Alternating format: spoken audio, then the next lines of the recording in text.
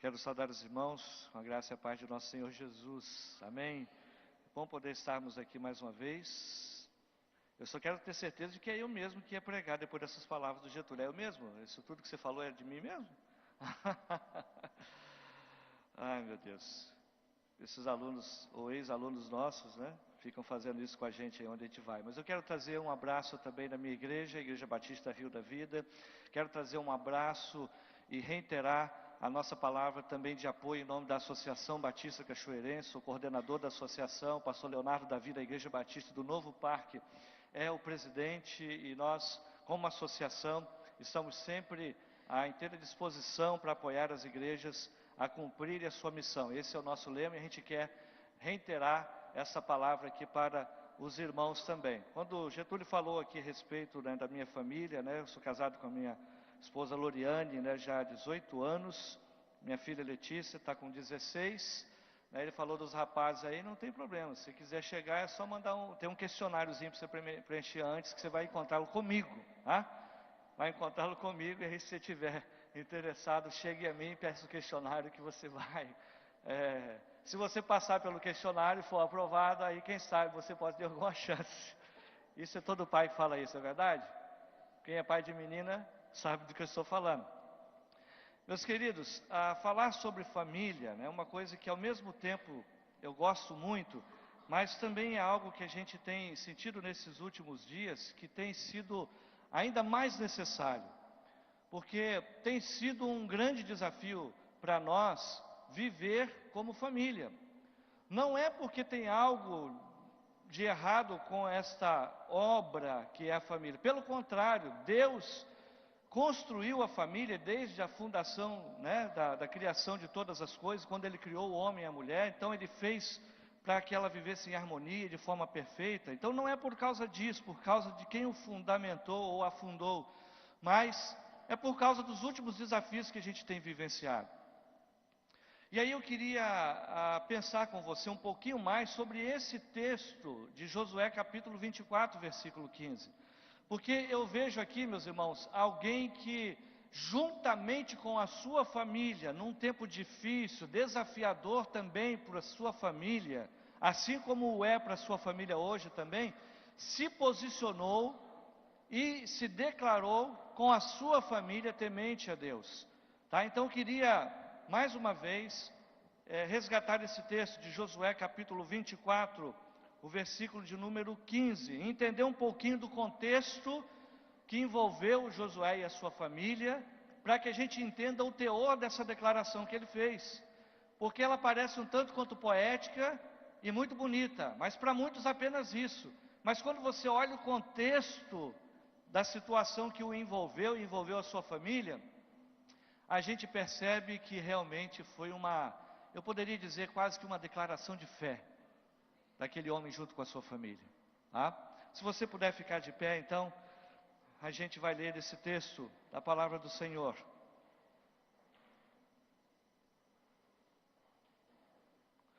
Eu vou ler o versículo 14 e o versículo 15, só que eu quero que quando a gente for falar aquela última frase, que os irmãos já falaram aqui, nós falássemos juntos, ok? Eu vou ler o 14 e o 15, aí quando eu chegar no finalzinho do versículo 15, que a gente for dizer aquela frase que é o tema dos irmãos hoje também, aí eu quero toda a igreja falando junto comigo. A palavra do Senhor nos diz assim: agora, pois, temei ao Senhor e servi-o com integridade e com fidelidade. Deitai fora os deuses aos quais serviram vossos pais da além do Eufrates no Egito, e servi ao Senhor. Porém, se vos parece mal servir ao Senhor, escolhei hoje a quem sirvais. Se aos deuses a quem serviram vossos pais que estavam da além do Eufrates, ou aos deuses dos amorreus, em cuja terra habitais. Porém, eu e a minha casa serviremos ao Senhor. Amém? Fala de novo. Porém, eu e a minha casa serviremos ao Senhor. Vamos orar. Meu Deus, é desejo e anseio de cada um de nós que está aqui, que juntamente com a nossa casa, possamos servir ao Senhor. E nosso desejo é que a Tua palavra, que nós lemos e que continuaremos refletindo nesse momento, possa nos ajudar a isso, possa nos fortalecer, possa abrir caminhos, possa transformar a nossa vida para que a gente consiga servir ao Senhor com toda a nossa casa. Em nome de Jesus. Amém. Obrigado. Quando a gente olha para o contexto que envolveu Josué e a sua família, a gente entende um pouquinho da profundidade do que ele estava dizendo aqui, meus irmãos. Quando a gente lê somente essa frase, eu e minha casa serviremos ao Senhor, ela soa poético, mas se ela não tiver uma análise do contexto, se a gente não compreender toda a história, a gente vai pensar que ela não passa disso, de uma frase bonita que alguém disse na Bíblia. E não é isso que ele estava fazendo aqui. Não era a intenção dele apenas dizer uma frase poética para que os outros depois pudessem recitá-la também como poesia. Mas ele está aqui, meus irmãos, tomando um posicionamento. E diante de todo o seu povo. Quero falar um pouquinho sobre Josué. Josué é um homem perseverante, um homem trabalhador, um homem lutador, que quando saiu do Egito, cerca de mais de 40 anos antes, né, desses momentos que ele estava vivenciando na terra de Canaã, ele tinha um sonho. E o sonho dele é que ele pudesse formar a sua família, formar a sua comunidade, ou o seu povo, e sob a liderança de Moisés, habitarem na terra de Canaã, e morarem naquela terra, porque eles viviam no Egito e eram escravos lá nos últimos 80 anos que eles estavam vivendo ali, o seu povo na verdade, mas ele pegou uma parte disso e viviam como escravos, e aquilo era muito ruim. Eles não podiam fazer planos nem sonhos, apenas sonhar com algo que pudesse acontecer no futuro, e eles sonhavam com a terra prometida. E aí então Deus os liberta do Egito e os conduz à terra prometida, mas pela incredulidade do seu povo, não pela incredulidade dele, mas do seu povo, eles peregrinam pelo deserto durante 40 anos.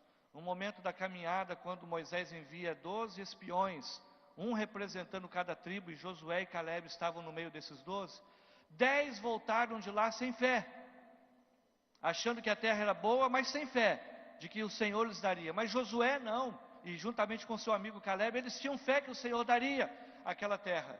Mas, pela falta de fé dos 10, o povo acabou ouvindo a maioria, e durante 40 anos, eles peregrinaram no deserto. E aí aquele sonho bonito de Josué para com a sua família, de ter um país, de ter a sua terra, de cultivar, de ter liberdade, foi retardado por 40 anos.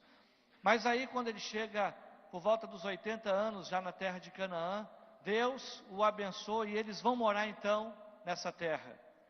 E aí ele começa a residir ali com a sua família, mas tem que conquistar a duras penas, com muitas lutas, com muito trabalho. Lutador que era, ele não desanimou, não desistiu.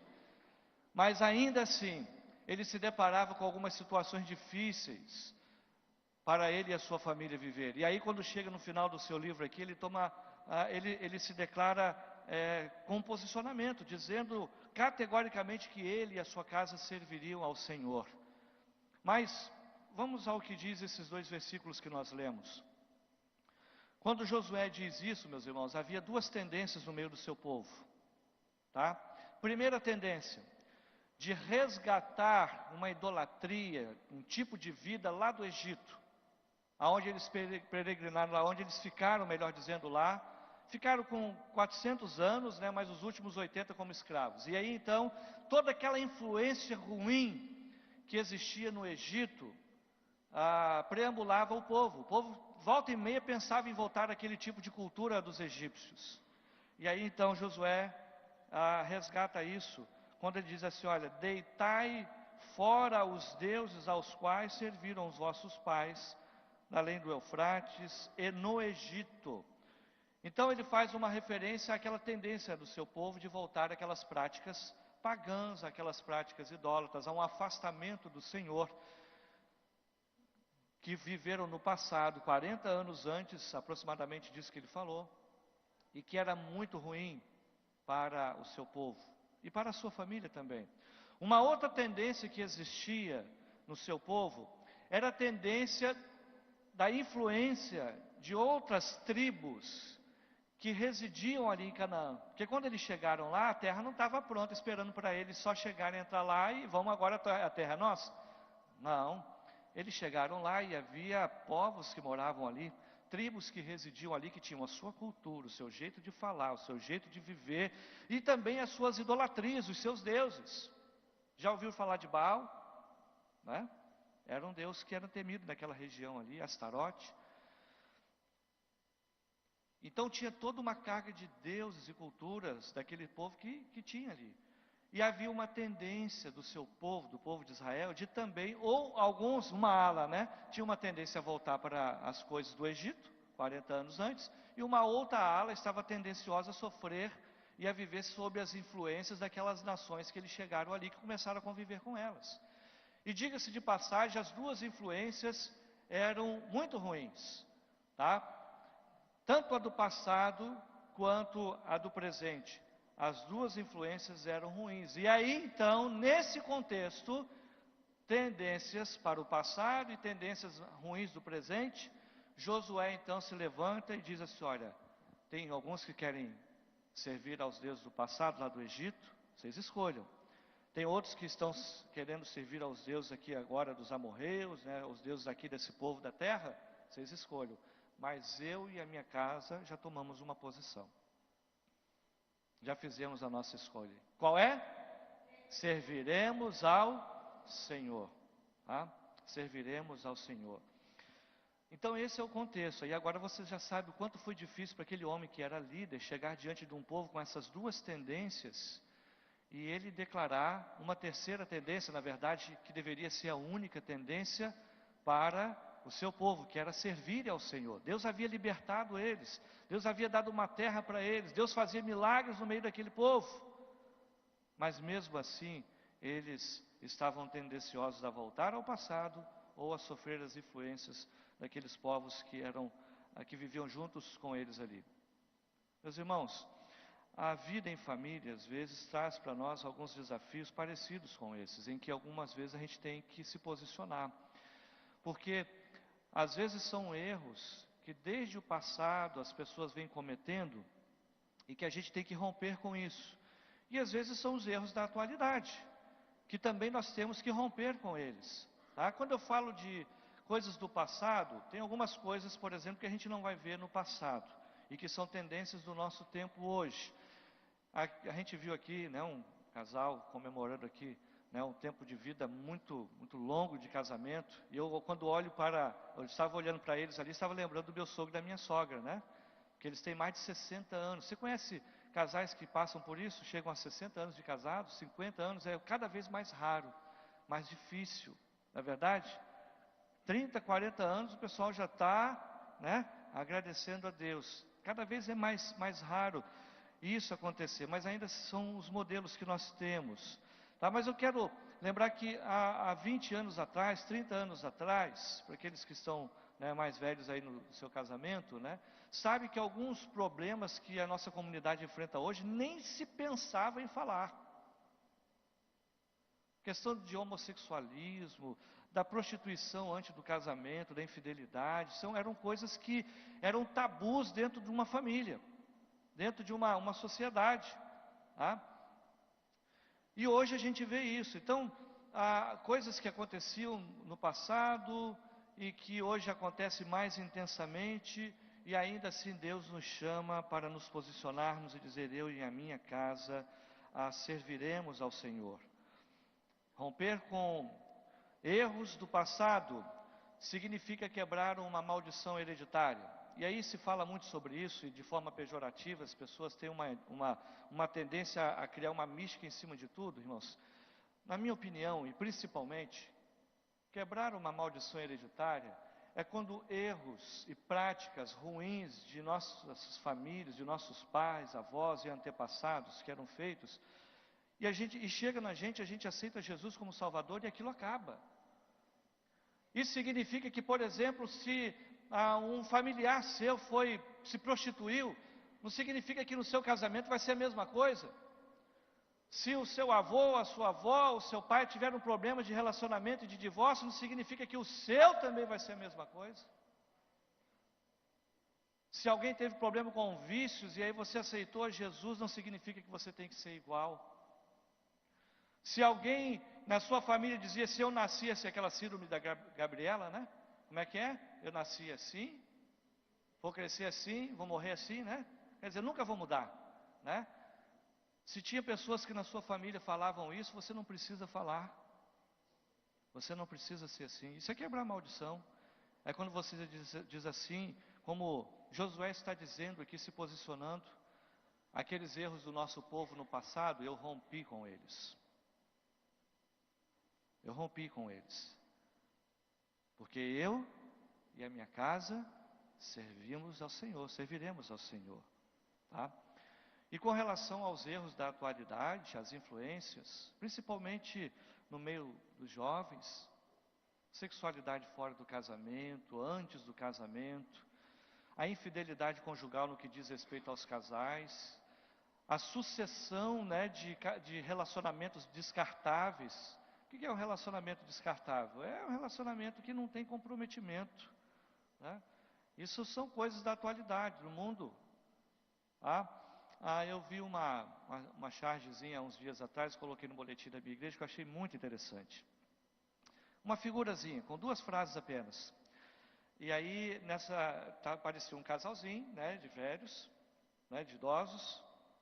E alguém pergunta para eles assim, como vocês conseguiram ficar 65 anos juntos, casados? Aí o casalzinho responde assim, nós somos de uma época em que quando uma coisa quebrava, a gente era ensinado a consertar e não jogar fora. Hoje, qualquer probleminha que surge no casamento, vamos descartar. Hoje a gente vive o tempo dos descartáveis, né?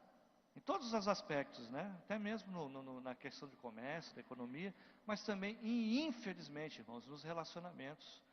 É namoro que começa hoje e termina amanhã sem nenhum comprometimento, é noivado que termina e casamento que também termina, descartado, né? E quando você olha, por exemplo, para aqueles que são os modelos da sociedade, vamos pensar aí, né? A gente luta para ter os modelos aqui dentro da igreja, né? Os irmãos trouxeram aqui um casal que deve ser modelo para os irmãos aqui na igreja, para os outros casais. Mas eu tenho certeza que os nossos filhos, eles também veem lá o jogador de futebol, um artista, né? Um apresentador, infelizmente às vezes como modelo. E aí ele ouve um jogador de futebol muito famoso que ele diz assim, eu quero ser que nem ele quando eu crescer. E o camarada tem 2, 3, 4 mulheres, na verdade eu não tenho nenhuma. E isso é moda, descartável. Casou numa semana, na outra já não estava casado mais. E acabam virando modelos. Aí pega um artista que é a mesma forma, né? Tem os seus relacionamentos lá e chega, né, um dia desse eu estava ouvindo, quantas vezes você casou? E o repórter perguntou, fazendo uma entrevista, e disse assim, eu casei 5 vezes. E agora estava solteiro de novo, namorando uma outra pessoa. A gente vive, esses são os males desse tempo, sem contar na questão do homossexualismo, né? Que também é um outro enfrentamento que a gente hoje está tendo que, como igreja principalmente, se posicionar e dizer assim, olha, uma família que serve ao Senhor, uma família que vence também esse desafio. Mas são os males e os erros do nosso tempo. Agora, na segunda parte dessa reflexão, depois que nós identificamos aí esse contexto e saber, né, do que Josué estava tratando, né, se posicionando diante de um povo que tinha influências do passado, as influências do presente, agora a declaração dele é uma coisa importante, porque às vezes nós fazemos como família, mas não acompanhamos o teor dessa declaração. Eu e a minha casa serviremos ao Senhor, revela algumas coisas para nós, meus irmãos. Será que Josué iria falar aquilo se ele soubesse que a esposa dele não estava com ele? Será que ele teria condição de falar? Falar, eu e minha casa serviremos ao Senhor. Aí saísse da igreja, né, saísse ali do meio do povo, a esposa dele chegasse para dizer assim, o quê? Você tomou essa decisão lá, você se vira. Eu estou com um povão aqui. Eu estou com um povão aqui. Você se vira. Agora vai ficar todo mundo contra você. Você é líder desse povo. Você fez aquilo lá, você não me consultou, você não me falou. Será que ele falaria isso se a esposa dele não estivesse com ele? Acho que não. Tudo bem que a sociedade daquela época era uma sociedade patriarcal, era uma outra cultura, mas era a cultura deles que eles assimilavam bem, assim como nós temos a nossa cultura hoje, assimilamos. Será que ele faria isso se os filhos dele não estivessem com ele? Quando ele chegou e disse, eu e minha casa serviremos ao Senhor. Então havia ali algo que esse texto revela para nós, uma relação de compromisso. Havia uma relação de compromisso naquela casa. Compromisso um com o outro, compromisso com Deus a quem ele serviu. Meus irmãos, não há como uma família vencer os erros do passado, não há como uma família vencer os erros do presente, dessa sociedade que nós vivemos, se ela não estiver comprometida, se os membros da família não estiverem comprometidos.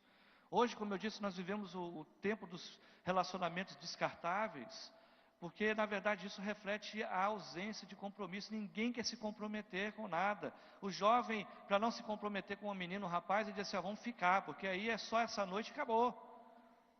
Mas o pior é que depois no casamento entra com essa mentalidade, deu problema, vamos partir para outra.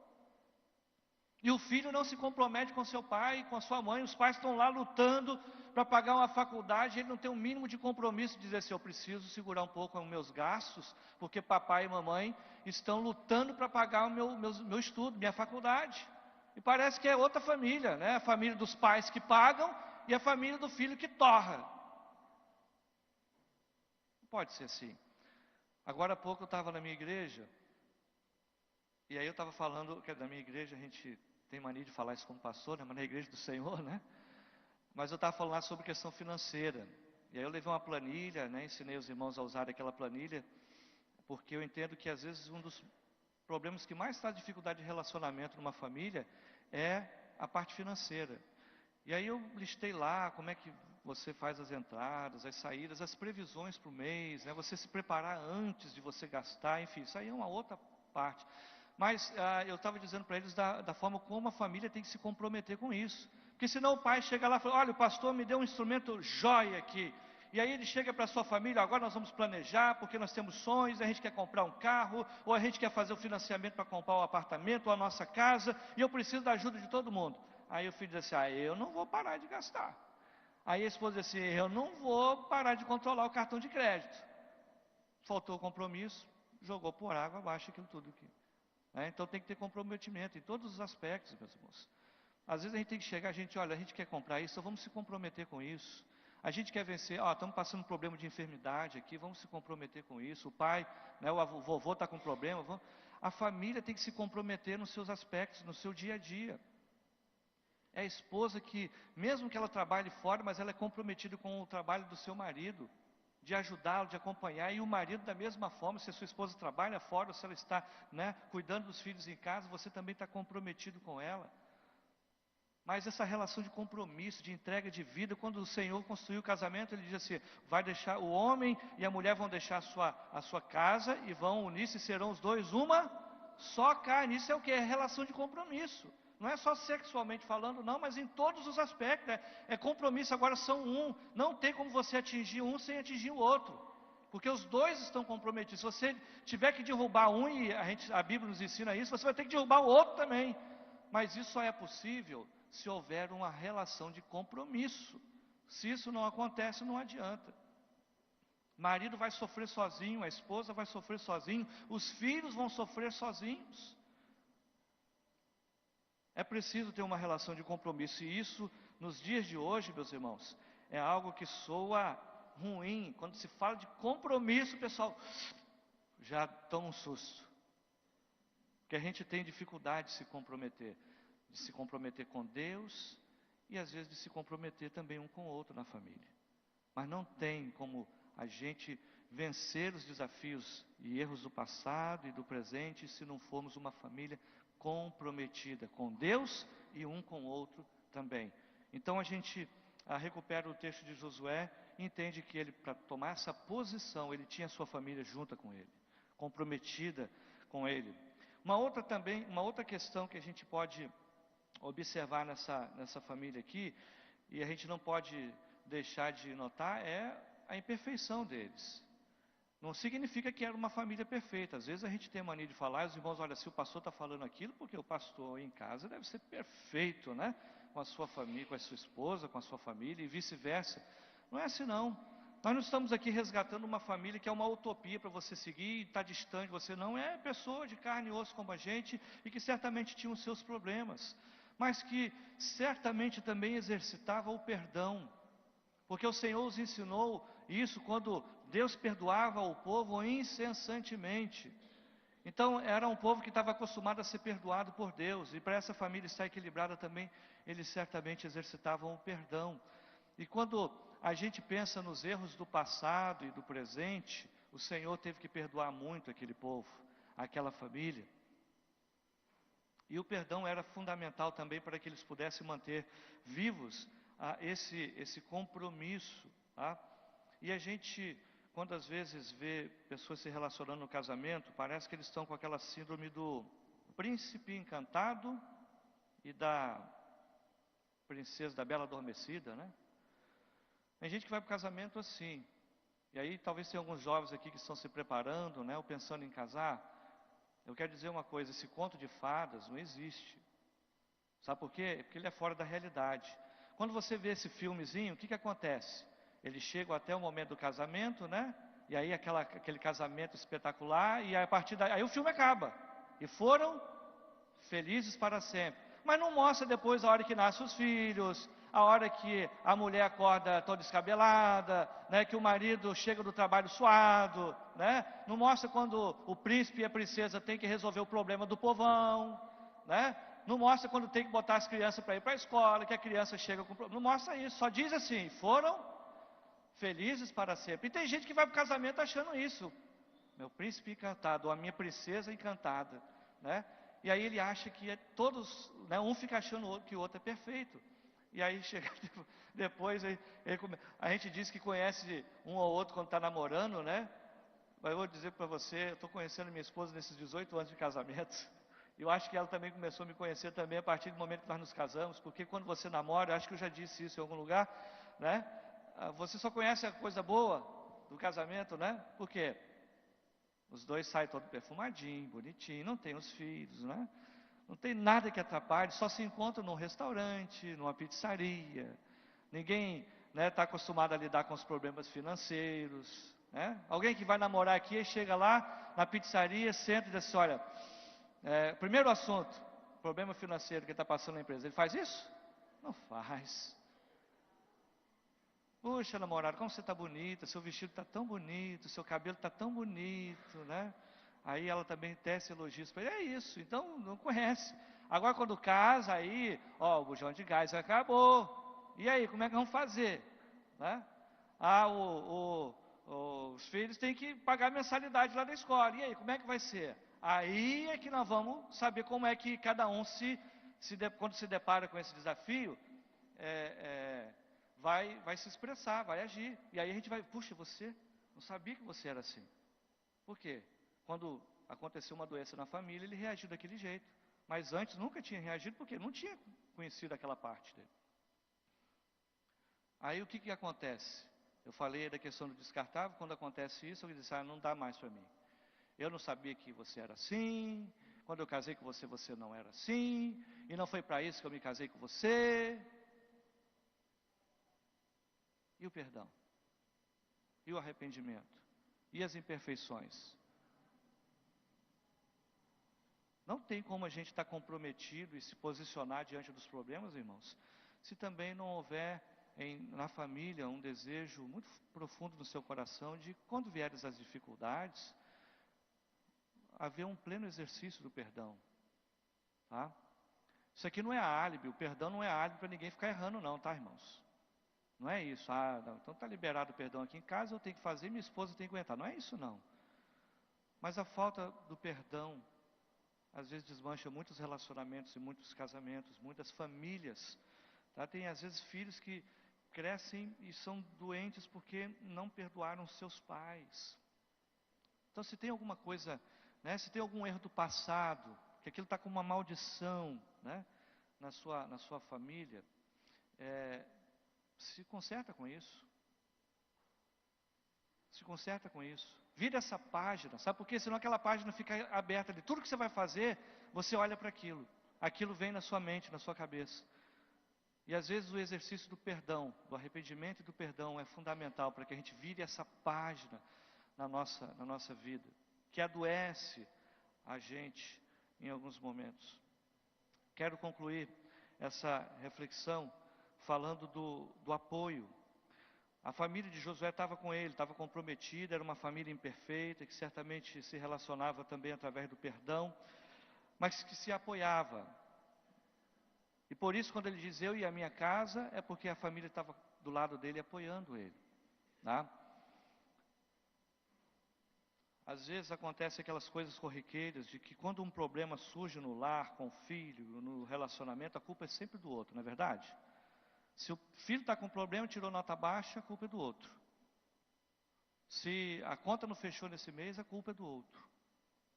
E a gente se esquece de que a gente tem que se somar para vencer o problema junto. Josué estava com a sua família ali, se posicionando para vencer aquelas lutas diante do seu povo, como líder. Ele tinha a família dele junto com ele. A gente precisa se apoiar, irmãos. Sabe por quê?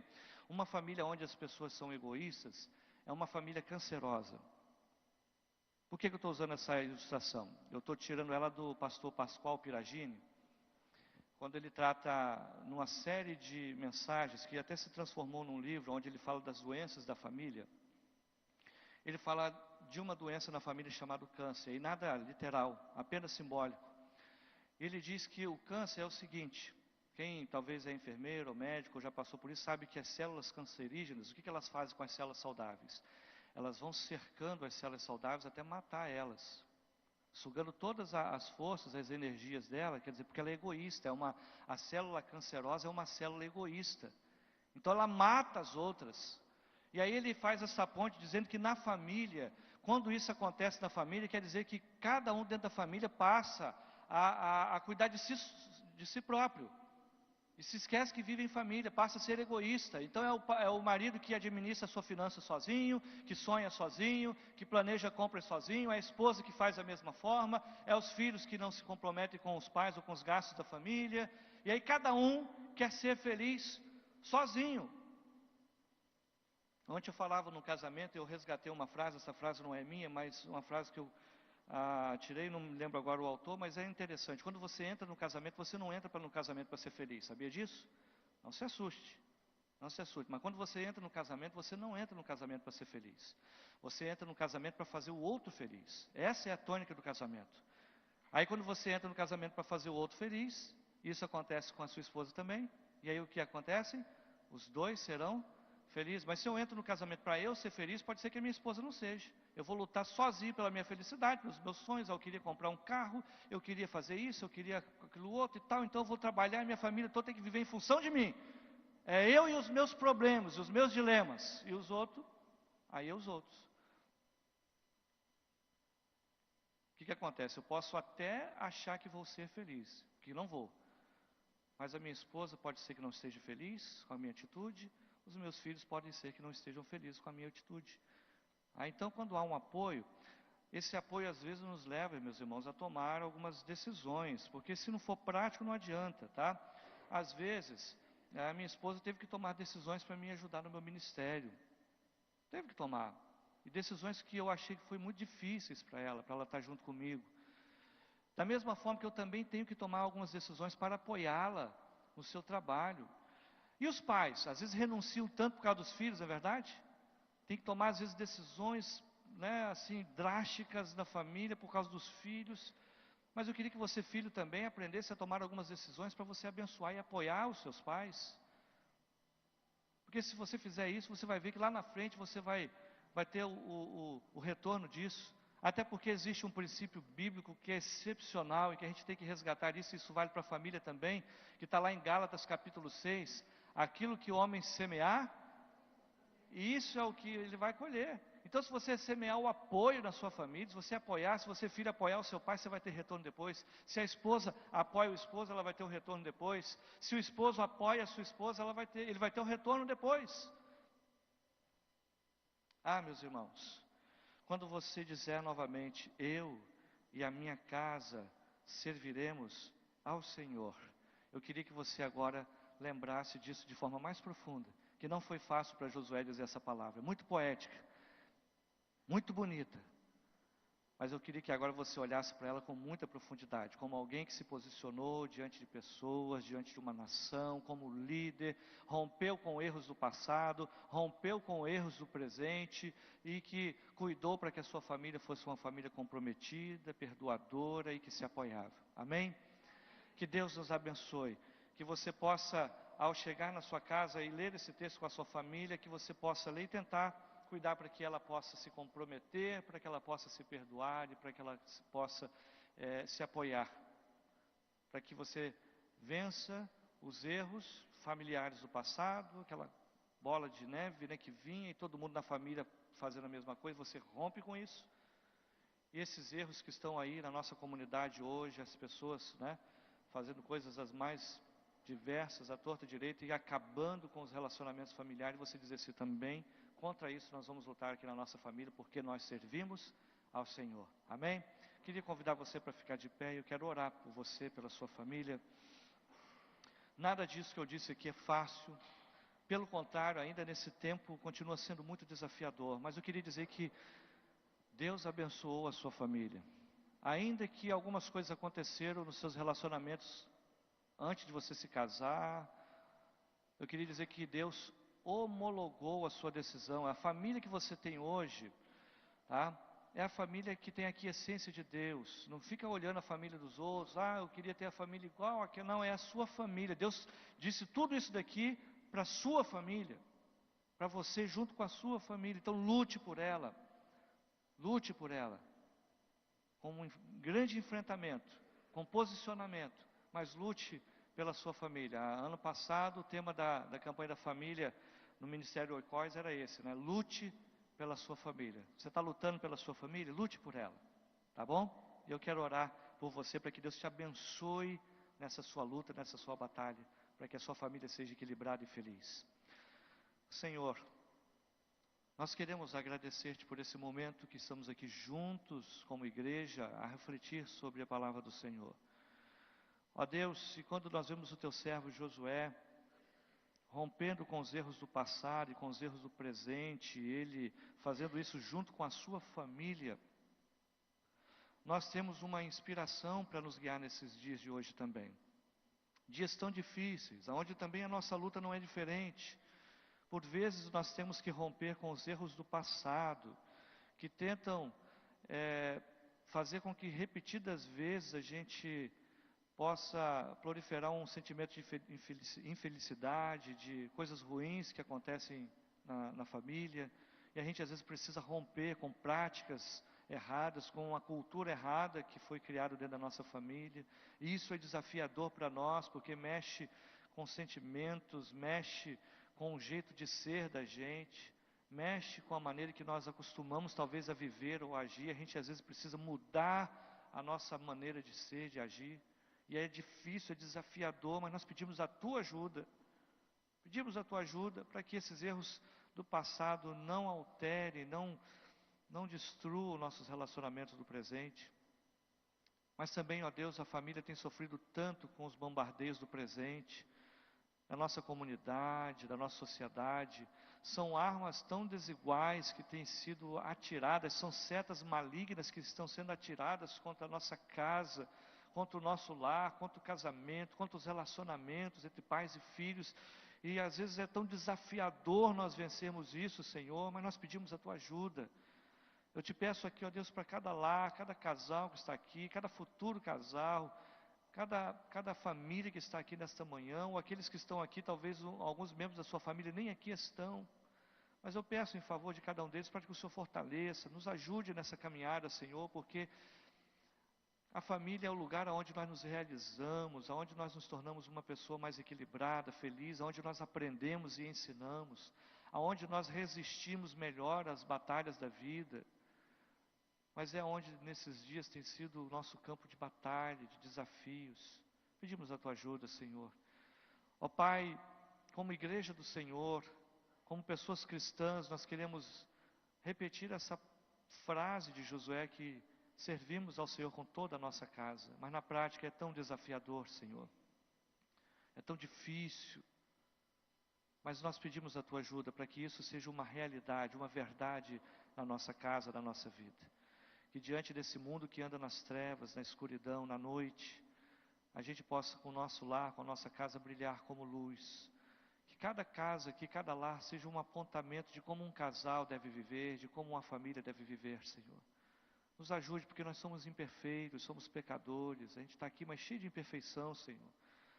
Nos perdoe, porque a gente olha para a vida da gente e vê tanta coisa que a gente precisa mudar, mas nos dá força para que a gente coloque a nossa mudança em prática. E a nossa família possa ser uma família saudável, para a honra e para a glória do Teu nome, e para a felicidade de cada um de nós. É a minha oração que eu faço em nome do Senhor Jesus. Amém, Senhor. Que Deus abençoe a sua vida e que através dessa palavra Ele possa continuar falando ao seu coração em nome de Jesus.